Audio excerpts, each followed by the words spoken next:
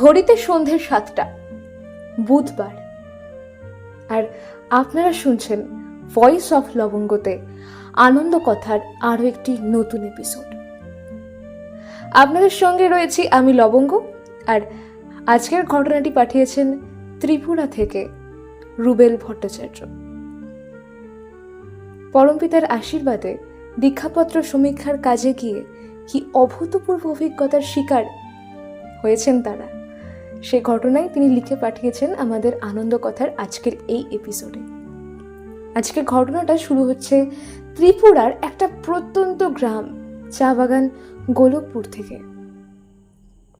মূল ঘটনায় চলে যাব তার আগে বলি, আপনিও যদি আমাদেরকে আপনার জীবনের কোনো একটা আনন্দের ঘটনার কথা লিখে পাঠাতে চান তাহলে লিখে পাঠাতে পারেন oyantika.puthatunda@gmail.com।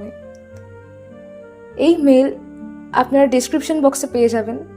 এছাড়াও চ্যানেল ডেসক্রিপশনে আপনারা মেলটা পেয়ে যাবেন। আমি তাও স্ক্রিনে দিয়ে রেখেছি, আপনারা দেখতে পাবেন, থাম্বনেলের ওপর দেওয়া রয়েছে। ঠিক আছে, আমি দিয়ে রেখেছি লেখা পাঠানোর ঠিকানা, তার সঙ্গে সঙ্গে দিয়ে রেখেছি যে এই ঘটনাটা আপনারা কোন প্লে লিস্টে পাবেন সেগুলো সমস্ত দেখবেন। ঠিক আছে, আর যদি আমাদের সঙ্গে ডে টু ডে আপডেটেড থাকতে চান তাহলে আমাদের হোয়াটসঅ্যাপ চ্যানেল আছে, সেটা জয়েন করতে পারেন এবং সেটারও লিঙ্ক দেওয়া থাকবে ডেসক্রিপশানে। চলে যাব আজকের ঘটনায়।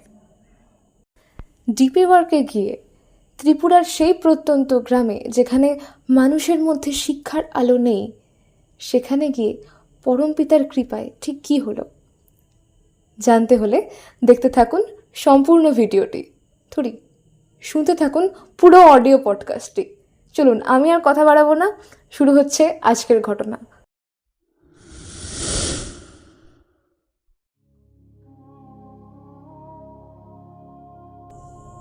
মাঝে মাঝে যখন মনে হয় জীবনটা একদম থমকে গেছে বা একঘেয়ে হয়ে গেছে, সত্যি কোথা থেকে কি চমৎকার যেন তিনি করিয়ে নেন। সময়টা তখন 2019। মহামারীর প্রকোপে যখন সবাই ঘরবন্দি, নিজের কাছের মানুষজনদের হারায়, সবার সাথে যখন যোগাযোগ বন্ধ হয়ে যায়, আবার 2022 সালে সব যখন ধীরে ধীরে প্রকৃত হচ্ছিল, তবুও মনের মধ্যে কেমন যেন একটা বিষণ্ণতার সৃষ্টি হচ্ছিল। ঠিক তখনই পরম পূজ্যপাদ শ্রী শ্রী আচার্যদেবের আশিসে এবং পূজ্যপাদ শ্রী শ্রী অবিন দাদার ঐশী প্রেরণায় শুরু হয়েছিল দীক্ষাপত্র সমীক্ষার কাজ। প্রথম দিকে খুব একটা বেরোতে না পারলেও ধীরে ধীরে যখন পূজ্যপাদ অবিন দাদার এই দীক্ষাপত্র সমীক্ষার কাজ নিয়ে বিভিন্ন আলোচনা শুনলাম বা বিভিন্ন দাদা ও মায়েদের মতামত আলোচনা শুনলাম, সত্যি যেন নিজের থেকে মনের মধ্যে একটা উদ্বেগের সৃষ্টি হচ্ছিল। তাই বেরিয়ে পড়লাম পড়াশোনা আর সব কাজের মধ্যে থেকে কিছু সময় বার করে এই দীক্ষাপত্র সমীক্ষার কাজে। সত্যি বলতে এ যেন এক স্বর্গীয় অনুভূতি। বিভিন্ন মানুষের সাথে মিলেমিশে ঠাকুরের কাজের চেষ্টা করা কিংবা নিজের মধ্যে থাকা বহু অপূর্ণতার সমাধান, সত্যি এ যেন দীক্ষাপত্র সমীক্ষার কাজে গিয়েই তার দয়াতেই সম্ভব হয়েছে। দীক্ষাপত্র সমীক্ষা যখন থেকে এই কাজের সঙ্গে যুক্ত হয়েছি, ঠিক তখন থেকেই বিভিন্ন ঘটনা কিংবা বিভিন্ন অনুভূতির শিকার হয়েছি। তা হয়তো বলে বা লিখে শেষ করা যাবে না। তবে আমি যেখানে থাকি, অর্থাৎ ত্রিপুরা রাজ্যের কৈলাসহরে, সেখানে একটি অতি প্রাচীন ঐতিহ্যবাহী চা বাগান গোলকপুরে গিয়ে সত্যি এক স্বর্গীয় অনুভূতির পরশপ্রাপ্ত হয়েছিলাম। তারই কিছুটাই আপনাদের সামনে তুলে ধরলাম।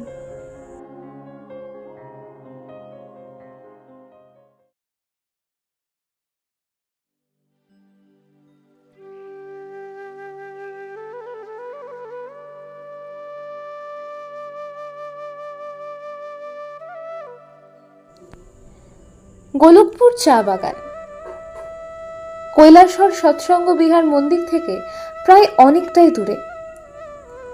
নামটা যেমন প্রাচীন, সেখানকার পথঘাট কিংবা জনবসতি তার থেকেও বেশি প্রাচীন। সেই জায়গায় বিদ্যালয়ে থাকলেও শিক্ষার আলোটা ঠিকভাবে যেন প্রবেশ করতে পারেনি। বুঝলাম সেখানে যেতেই হবে। আমরা প্রায় 7-8 জন দাদারা মন্দির থেকে প্রভুর আশিস নিয়ে বেরিয়ে পড়লাম। উদ্দেশ্য গোলকপুর। যাওয়ার পর অনেক হাঁটাহাঁটির পর পরিচিত হলাম সেখানে স্থানীয় কিছু সৎসঙ্গী দাদাদের সাথে, যারা মহামারীর প্রকোপে সেই অভিশপ্ত সময়ের দাপটে ঠাকুর থেকে বিস্মৃত হয়েছে। শ্রমিকদের মধ্যে প্রায় সবাই ঠাকুর দীক্ষিত, কিন্তু কি আজব, কেউ পড়তে বা লিখতে জানে না। প্রথমে ঠিকভাবে কথা অব্দি বলছিল না। সারাদিন টিলা জমির মধ্যে চড়াই উতরাইয়ের পর যখন মনে হচ্ছিল ক্লান্ত শরীরে হয়তো কিছুই করতে পারবো না হয়তো এখানে, তখনই মনে পড়ে গেল কৃতি বিধায়না থেকে শ্রী শ্রী ঠাকুরের একটি অমীয় বাণী, যা করবে বলে সিদ্ধান্ত করেছ মত্ত আগ্রহ নিয়ে তাকে ধরো, আটঘাট বেঁধে তা করো, নিষ্পন্নতায় কৃতি হও, ব্যর্থ হয়েও না কিছুতেই, ব্যর্থতা ব্যতয়েরই অনুচরণ। ব্যাস, আবার নতুন উদ্যমে কাজ শুরু হয়ে গেল।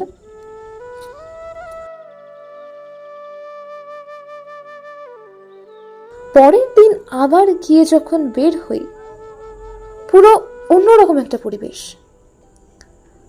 প্রথমে যেতেই এক স্থানীয় দাদা জানালেন তিনি ঠাকুরের সৎ দীক্ষায় দীক্ষিত এবং যেন নিজে থেকে এগিয়ে এলেন। তিনি ঠাকুরের আসন ঘরে প্রতিষ্ঠা করতে চান। ব্যাস, সঙ্গে সঙ্গে আমরা সবাই পরম উৎসাহে ওনার ঘরে শ্রী শ্রী ঠাকুরের আসন প্রতিষ্ঠা করি, পুরুষোত্তমের পবিত্র ধ্বনির মাধ্যমে। তারপর সেই দাদাকে সঙ্গে নিয়ে আমরা আমাদের কাজ শুরু করলাম। কিছু দূর যাওয়ার পর আমাদের সবার পরিহিত শ্বেত বস্ত্র দেখে এক মা জিজ্ঞাসা করলেন, তোমরা কি জয়গুরুর দীক্ষিত? সাথে সাথে আমাদের মধ্যে থেকে একজন দাদা বলে উঠল, আজ্ঞে মা, আমরা শ্রী শ্রী ঠাকুর অনুকূল চন্দ্রের সৎ দীক্ষায় দীক্ষিত। তারপর সেই মা আমাদের ঘরে ডাকলেন। ঘরে গিয়ে কথায় কথায় জানলাম উনি ইষ্টভৃতি করে জমা না দিয়ে প্রায় 15 মাসের ইষ্টভৃতি ঘরে রেখে দিয়েছেন। আমাদের দেখে আস্তে আস্তে বললেন সব কথা এবং জমাও দিলেন। তারপর ওনার ইচ্ছায় ওনার ঘরেও ঠাকুরের আসন সুন্দরভাবে প্রতিষ্ঠা হলো। গোটা গোলকপুর বাগানে ধীরে ধীরে একটা আনন্দমুখর পরিবেশ সৃষ্টি হচ্ছিল। এভাবে যেন একের পর এক দাদা ও মায়ের বাড়িতে আসন প্রতিষ্ঠার মাধ্যমে গোলকপুর বাগানে ধীরে ধীরে আকাশে বাতাসে ওনার আশীর্বাদ প্রবাহিত হচ্ছিল। তারপর ঘটল আরেকটা ঘটনা।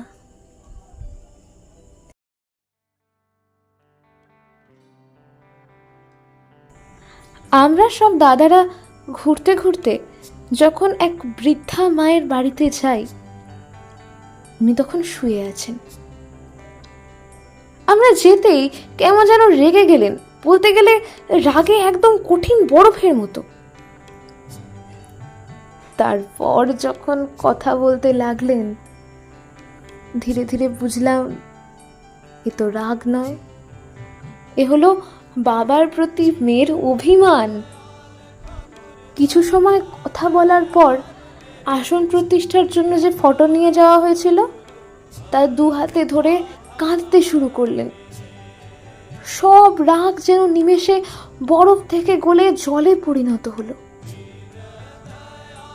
তারপর ঠাকুরকে নিয়ে উনি ওনার জীবনের নানা গল্প শোনালেন, কথাও দিলেন আবার ইষ্টভৃতি করবেন।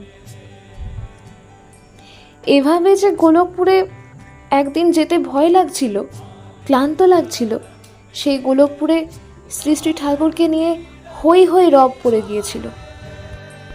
গোলকপুরের এই ভাব দেখে আমরা সবাই এত আনন্দ দেখে ঠিক করলাম গোলকপুরে দীক্ষাপত্র সমীক্ষার কাজের পাশাপাশি সপ্তাহের রবিবারে একটা সৎসঙ্গের আয়োজন করব। একটু পরমপিতার নাম সংকীর্তন হবে।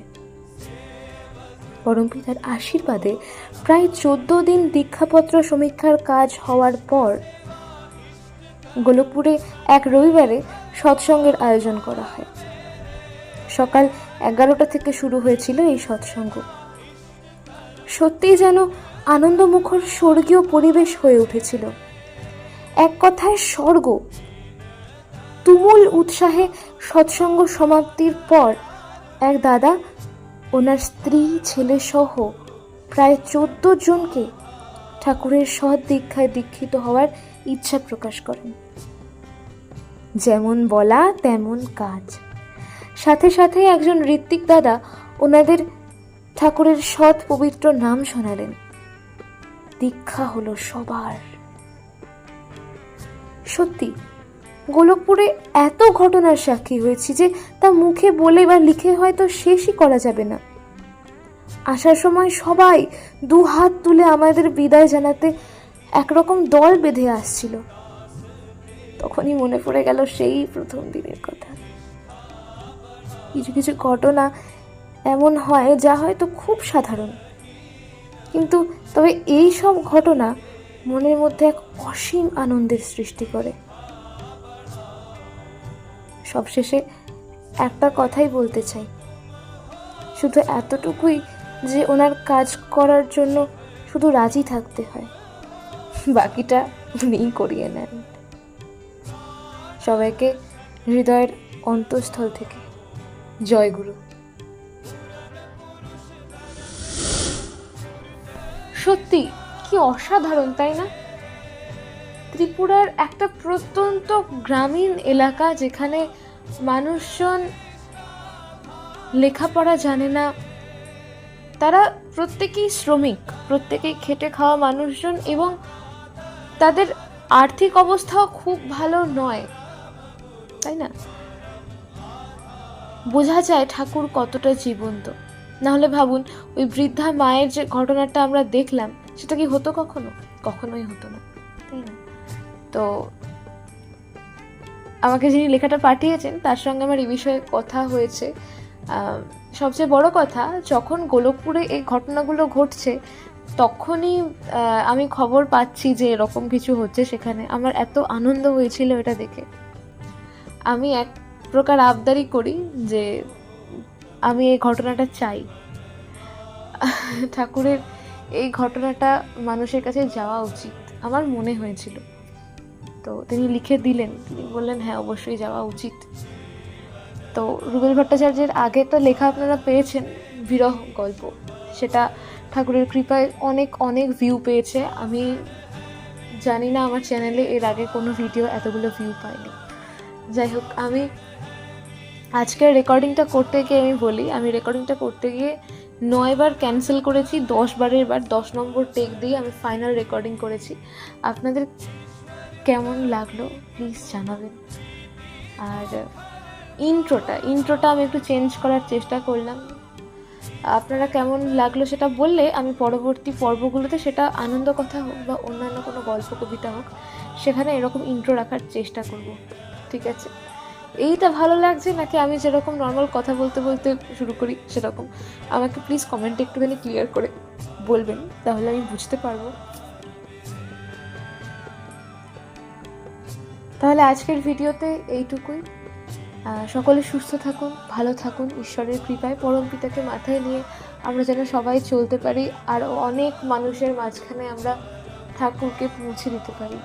তাদের জীবন ঠাকুরকে ধরে যেন আরও আরও অনেক সুন্দর হয়।